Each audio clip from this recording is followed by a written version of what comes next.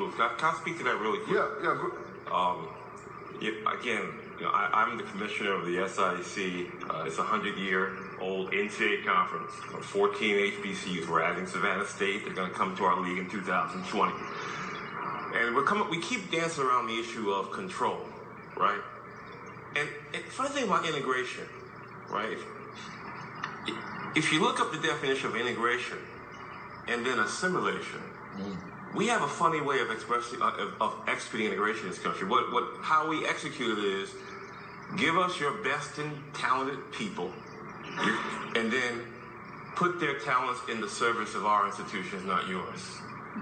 But we'll control it, right? And case in point, if you ask the question, which school produced the most NFL players in 1980, the answer to that question would be Grambling University. That'll be the answer. If you ask that question today, you know what the answer is? Which school, university produced the most NFL players? It's LSU. What do Grambling and LSU have in common? They're in Louisiana. So there's been a mindset change, right? That our best and brightest athletes are going to the NFL not through an historically black college, but through LSU. Now, what are the implications of that, right? Going through LSU. College sports is a $12 billion a year business. 2 sports make money. You got all kinds of sports. You got soccer, you got golf, you got swimming. 2 sports make money. Football and basketball. Basketball and football. Basketball at the top 5 power conferences, 60% of the athletes are African American young men.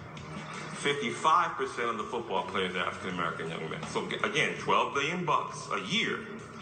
2 sports generate money. Those athletes don't get paid. Now, where's the money going? Well, if you look at the ADs, 90% non-black. Head football coaches, 90% white. Head basketball coaches, 90% white. Presidents, 100% white. When you look at the campuses, right? Florida State, 70% African American football basketball players. 2 or 3% undergraduate African American. UCLA, 66% of the basketball football team black. 1% undergraduate black. So where you see the money being generated, right?